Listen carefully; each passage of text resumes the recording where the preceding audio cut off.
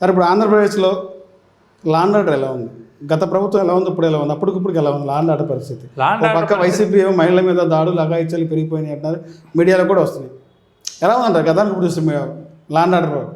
గతంతో పోల్చుకుంటే కొంచెం కంట్రోల్ చేయడానికి ప్రయత్నం చేస్తున్నారు, బెటర్ అనే చెప్పాలి. ఉన్న విషయాన్ని మనం మరీ ఎగ్జాగ్రేషన్ చేయాల్సిన అవసరం మనకు లేదు. కానీ ప్రభుత్వానికి పొట్టయితే రాలా, ఇంకా గ్రిప్పు ఇంకా 100% చంద్రబాబుకి గ్రిప్ వచ్చినట్టుగా కనపడతల శాఖల మీద కనపడతలా. 2 ఎద్దుల బండి ప్రయాణంలాగా డిప్యూటీ సీఎం ప్రతిదాంట్లో ఏలు పెడతాం, ఇది కొంచెం జనంలో కూడా పార్టీ కేడర్లో కూడా కొంచెం నైరాశ్యానికి దారితీస్తూ ఉంది. డిప్యూటీ సీఎం అంటే అదనంగా ఏముండదు, పేరులో ఉన్న డిప్యూటీ సీఎం అనేది ఉండదు తప్ప ఒక మంత్రి కేడరే ఆయనది కూడా. కానీ అది మరి ఆయన అయితే ఒక రాజకీయ నాయకుడిగా అతన్ని మనం తప్పుపడటానికి కూడా ఏం లేదు. అతను పార్టీని డెవలప్ చేసుకోవడానికి అతను స్పీడ్గా వయసులో ఉన్నాడు కాబట్టి ప్రయత్నం చేస్తున్నాడు, దాన్ని ఏం మనం తప్పుపట్టలేం. కానీ అది కూటమికి చిన్నభిన్నం అవడానికి కానీ కారణం అయితే మట్టుకు అది స్వయంకృత అపరాధం కింద వస్తుంది. అంటే కూటమి ప్రభుత్వం 5 సంవత్సరాలు సక్సెస్గా నడుస్తుంది అంటారా? కూటమి మధ్యలో అది చంద్రబాబు నాయుడు గారు ఓపిక మంతుడే, ఓపిక ఎక్కువ ఆయనకి, ఆయన పేషెన్సీ మీద ఆధారపడి ఉంటుంది. అంటే ఇద్దరి మధ్య మాటల్లో కొంచెం గ్యాప్ వస్తుంది. దానిలో చూసుకుంటే ఎన్ని వచ్చినప్పటికీ పవన్ కళ్యాణ్ గారు ఒక రకంగా మాట్లాడితే చంద్రబాబు గారు మాట్లాడేది ఒక రకంగా మాట్లాడుతున్నారు.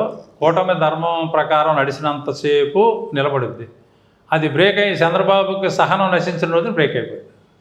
సక్సెస్గా 5 సంవత్సరాలు ముందుకు వెళ్ళొద్దని కష్టమే, కూటమి ముందుకు కష్టమే. ఎందుకంటే 6 నెలలకే కొంచెం తేడా కొడుతుంది. వాళ్ళు పార్టీని విస్తరించుకోవడానికి ప్రయత్నం చేస్తున్నారు జనసేన. వీళ్ళు అది తెలుగుదేశంకి మైనస్గా మారే ప్రమాదం ఉంది. అవన్నీ ఆలోచించినప్పుడు వాళ్ళ ఇన్పుట్స్ వాళ్ళకు ఉంటే వాళ్ళు ఆలోచించి దాన్ని బట్టి నిర్ణయం తీసుకుంటారు.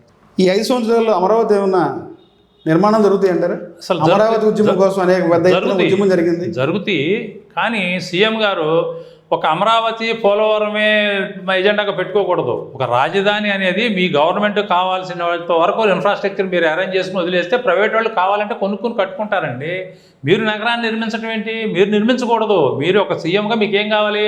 అసెంబ్లీ కావాలి, హైకోర్టు కావాలి, సెక్రటరేట్ కావాలి, హెచ్డిఓలు ఆఫీసులు కావాలి, అని పెట్టండి, తప్పులేదు. అంతవరకు చేయండి. ఒక 10,000 కోట్లు పెట్టారు, ఇంకో 10 పెట్టండి, అంతవరకు అయిపోతుంది. మీరు వదిలేసేయండి. ఇక ఎవరు కావాలంటే వాళ్ళు పక్కన కొనుక్కొని డెవలప్ చేసుకుంటారు.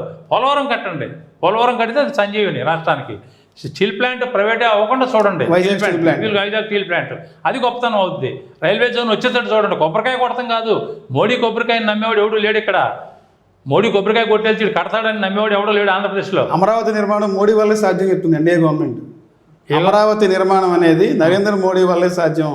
నరేంద్ర మోడీ సహాయ సహకారాలతోనే అమరావతి మనం నిర్మిస్తాం, నూతన నగరాన్ని నిర్మిస్తాం అంటారు చంద్రబాబు గారు. మరి 10 సంవత్సరాల నుంచి ఎందుకు కట్టలేకపోయారు? ఢిల్లీని మించిన రాజధాని కడతానన్న మోడీ గారు మరి 10 సంవత్సరాల్లో అటు చంద్రబాబుకి కానీ 5 సంవత్సరాలు జగన్మోహన్ రెడ్డికి కానీ డబ్బులు ఇచ్చి కట్టించవచ్చుగా, ఎందుకు కట్టించలేదు? ఆయన గుజరాత్కి 2 లక్షల ఎకరాల్లో కట్టుకుంటున్నాడు రాజధాని. ఇంత చిన్న రాష్ట్రానికి 2 లక్షల ఎకరాల్లో కడుతున్నావు రాజధాని. మాకు 50,000 ఎకరాల్లో కట్టుకుంటే తప్పే ఉందండి, ఎందుకు కట్టలేదండి? ఎవరు ఆపారు ఆయన్ని?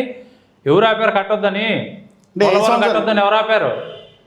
ఈ 5 సంవత్సరాల నిర్మాణం జరుగుతుంటారా? కొంతవరకు జరుగుద్ది, అంతా జరగదు. అంతా జరగడం ఆయన ఉద్దేశం హైదరాబాద్లాగా అవ్వాలంటే అవ్వదు, స్లోగా అవుతుంది. హైదరాబాద్ అవడానికి 400 సంవత్సరాలు పట్టింది. ఇది ఎట్లా అవుతుంది? నీ ఒక్కడితో అయ్యేది కాదు. నువ్వు 47 వరకు నేను ప్రాజెక్ట్ ఇచ్చానంటున్నావు. నీ విజన్ ఉండొచ్చు, ఈ 5 సంవత్సరాలు ఏం చేస్తావు అనేది ముందు నువ్వు చెప్పాలి. 47 దాకా నువ్వు ఉంటావు, నేను ఉంటానా? నీకు అధికారం ఇచ్చింది 5 ఏళ్ళు. 5 ఏళ్ళు ఏం చేయాలనేది మీరు ప్లాన్ చేసుకోవాలి తప్ప 47 తర్వాత 97 ఇవన్నీ వాటి వల్ల విజన్ డాక్యుమెంట్స్ నువ్వు ఇంగ్లీష్లో ప్రజెంటేషన్ ఇచ్చినంత మాత్రాన్ని అది కామన్ మ్యాన్కి అర్థం కాదు, గందరగోళంలో పడతారు. సార్ గత 2-3 రోజుల నుంచి ఒక కొత్త ట్రోల్ అయితే నడుస్తుంది, త్వరలో నారా లోకేష్ డిప్యూటీ సీఎం ఇస్తారనేది. ఏముంది? ఇప్పుడు మన పవన్ కళ్యాణ్కి ఇచ్చారు, ఇంకోటి ఇస్తారు, తప్పే ఉంది. మా జగన్మోహన్ రెడ్డి 5గురికి ఇచ్చాడు, ఏమైంది? అంటే చంద్రబాబు గారు మేము గౌరవించాము జనసేన పార్టీని, మా పార్టీలో మా ప్రభుత్వంలో ఒక డిప్యూటీ సీఎం అని చెప్పి ఆయన చెప్పారు. కానీ ఈ రోజు మళ్ళీ కొత్తగా నారా లోకేష్ కూడా డిప్యూటీ సీఎం పదవి ఇస్తారన్నారు. ఏమవుతుంది ఇచ్చినందువల్ల? అదనంగా వచ్చేది ఏముంది? చంద్రబాబు కొడుకే కదా నారా లోకేష్, మంత్రే కదా. మంత్రిగా ఉన్నా, ఎమ్మెల్యేగా ఉన్నా, లేకపోయినా అతని మాట నడుస్తుంది. రాజశేఖర్ సీఎంగా ఉన్నప్పుడు జగన్ మాట నడవలేదా? నడవబట్టే ఆడు రాష్ట్రాన్ని లూటీ చేసేసింది. కాబట్టి దాని గురించి మనం ఎక్కువగా ఎగ్జాగ్రేషన్ ఆలోచించాల్సిన అవసరమే లేదు. వాళ్ళ పార్టీ వాళ్ళ నాయకత్వం ఇచ్చుకుంటారు, వాళ్ళ ఇష్టం, ఎవరికైనా ఇచ్చుకుంటారు.